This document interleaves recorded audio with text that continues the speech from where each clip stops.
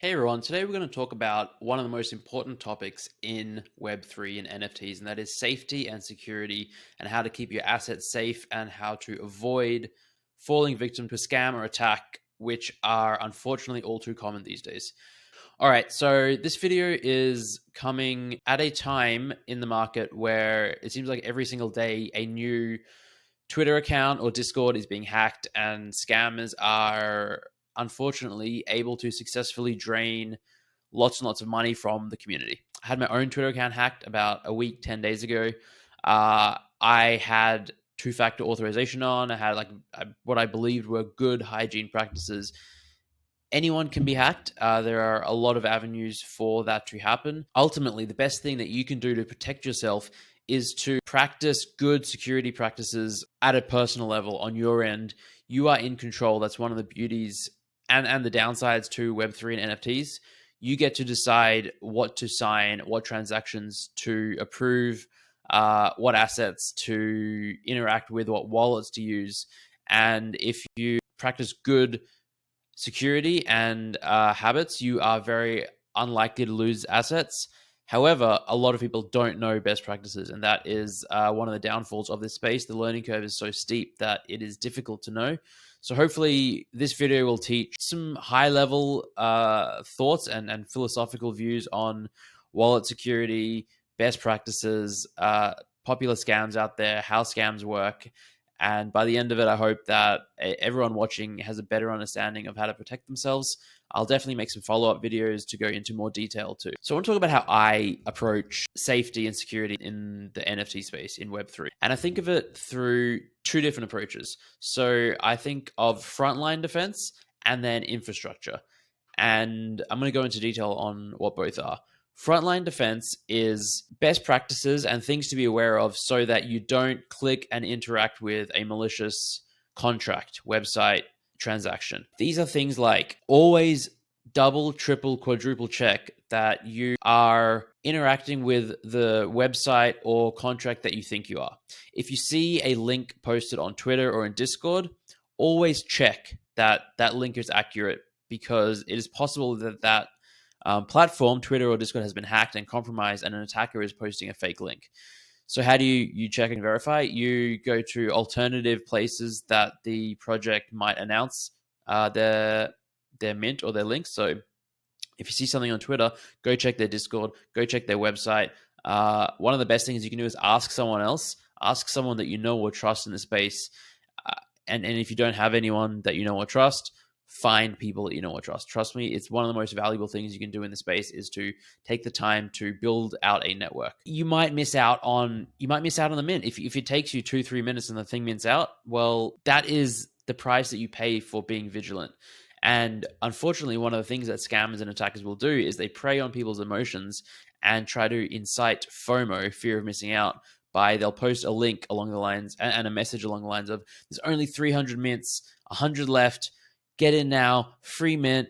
And if this is a tweet or a message coming from a brand or a company that you really, really like and that you value, you might not be thinking straight, and you might end up clicking and signing something that you otherwise wouldn't if you were, thinking things through properly. This leads to the point, and that is that all it takes is a few moments of not thinking straight, of clicking a malicious link and signing a bad transaction for you to potentially lose a lot of your assets. And it can happen to anyone. So please don't think you're immune or that it can't happen to you. I believe it can happen to me. I've known people in the space that have been around for years, literal security experts who have had it happen to them. How can it happen to anyone? It really only takes 5 seconds of not thinking straight. You could be tired, you could be sleepy, you could be on some medication that's not making you think straight.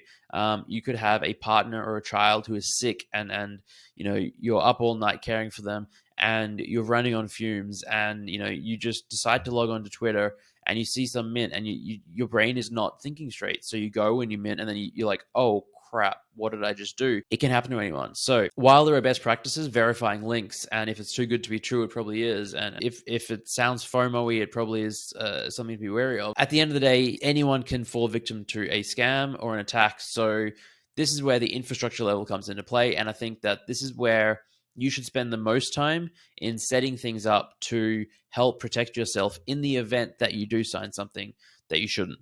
And I think we should all approach the space from the perspective and mentality that eventually we will sign something malicious that we shouldn't and that we regret, and we give access to someone that we would prefer not to have access. And so how do we protect ourselves in that situation? That's where having multiple wallets is imperative. And what do I mean by that? Good wallet safety and hygiene practices involves different wallets with different levels of security. And so the more secure a wallet is, generally speaking, the less convenient it is to use. So anyone can set up a MetaMask wallet. You download the app, you go through the sign up process, you write down your seed phrases, hopefully on pen and paper, you keep them aside, and now you have what is called a hot wallet, a wallet connected to the internet that you can access with a username and password, and that to sign a transaction, all you do is you click one button and approve, and it's done. This is a hot wallet. This is like the least secure wallet you can have. If someone gets access to your device while you're still signed in, they can sign transactions. If you aren't thinking straight and you sign something that you shouldn't, there's no double check. You don't have to sign and approve something on a physical device like you do with some of the more secure options. This is this is the wallet that you want to use for your everyday transactions. And generally, if you want to mint anything, you want to mint from a wallet that is a hot wallet that has basically no assets except the amount of ETH required to mint. So that is going to be a hot wallet. Best practice is to have 2 or 3 so-called hot wallets. You might have one that is just used for minting. And sure, every time you need to mint, you need to send 0.1 ETH or 0.5 ETH or whatever, 0.01 if it's a free mint, and you just have to cover gas. And yes, that's going to cost a little bit in transaction costs. With gas where it is today, it's literally cents, maybe $1. And for the peace of mind and safety, it really is good to get in the habit of doing this and minting from a wallet that does not hold significant assets in it, so that in the event that you do sign something malicious, all that is at risk is this minimal amount of ETH that you have put in the wallet. So 2 or 3 hot wallets. Why 2 or 3? Well, sure, you want one to mint from, and maybe you want a second one to mint from, because you mint from a wallet and you like the NFTs that you minted and you're trying to sell them, but then you don't want to mint from that wallet again. So you set up another burner wallet. And then you have what I call a medium hot wallet. And this might be a wallet that has NFTs that you use on a daily basis and need to interact with on a frequent basis, and perhaps aren't extremely high value that you need to secure behind a hardware wallet and be inconvenienced by that. Perhaps these are gaming NFTs. If you're playing a game and every day you need to make actions, it makes sense to use a wallet that is specifically designed to play games, so you're not minting from it, so you remove that risk vector, but it's still a hot wallet, and you are taking some risk, so you're not having your most valuable assets in there either. Then we get to what I call the vaults, the cold wallets. This right here, this is a hardware device. It's called a ledger. This device is a hardware wallet, and the way it works is you set up a wallet, and in order to approve any transaction, you have to click these 2 buttons here. I don't know if you can see in the video, but there's 2 buttons on the top, and actually physically approve the transaction with this device, or it won't be processed. So if someone hacks your computer or gets to your device while you're still signed in, they can't transfer assets unless they have this hardware device and the PIN code required. There's a 4 to 8 digit password that you need to activate this. So it's a much more secure way to store your assets. And it has the added benefit of it makes you think twice. If you're going to mint something, which for starters, you should never, ever mint anything that's connected to a hardware wallet. But if you do need to mint or connect to a website, maybe you want to sell some NFTs on OpenSea, it makes you think twice. Oh, am I actually connecting to, is this the correct OpenSea? Is this the correct website? What am I actually signing? Because you have this extra step that makes you think and makes you realize, oh, I'm using my ledger, my hardware wallet.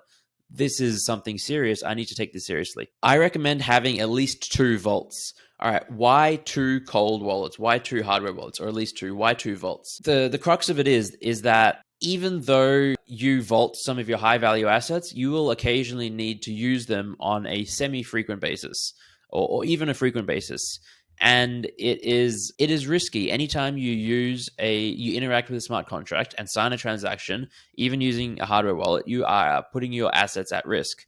And there are reasons you might need to do this. If you need to verify in a Discord, if you need to claim a free mint or airdrop or ERC20 tokens, if there's a token drop and you need to claim them, you need to claim them with a wallet that holds the assets. And if they're high value assets, you want to have them on a cold wallet. So perhaps you store them on this what I call a pretty secure vault, a very secure vault. Your vault, it shouldn't interact with anything unless it is absolutely necessary, and it should store your medium value assets that you maybe need to use on a fairly regular basis. Then we have what I call a vault. This is your coldest wallet possible. This wallet is one that you do not interact with, ideally almost ever. You just send assets to store for the very long term.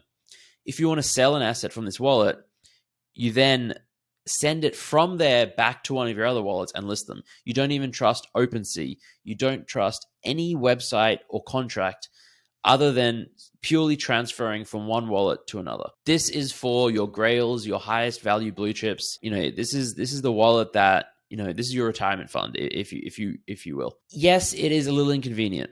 It is inconvenient to have this many, and you can actually take it a step further and a step further and a step further.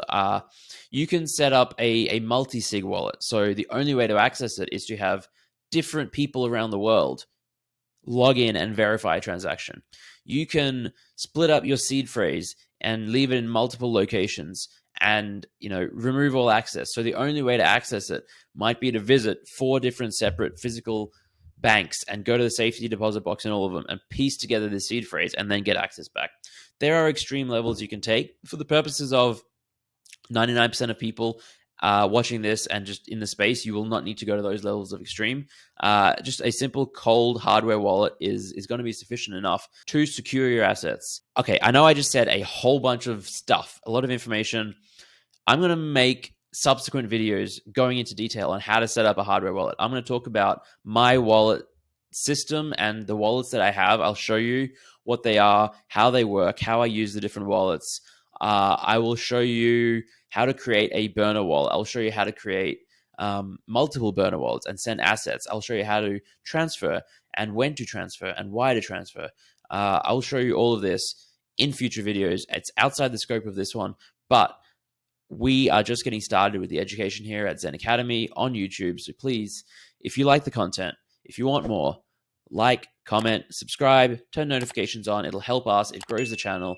I am here to help provide value to you. If there's a specific topic that you are interested in, please comment below. I will read every single comment and I will take that feedback and I'll try and create videos that are beneficial to the community, that answer questions that the community is looking for. We're just getting started and I will create so much more content. I hope it is helpful. I welcome all feedback. Thank you for listening. This is Zeneca from ZenAcademy. Have a wonderful day.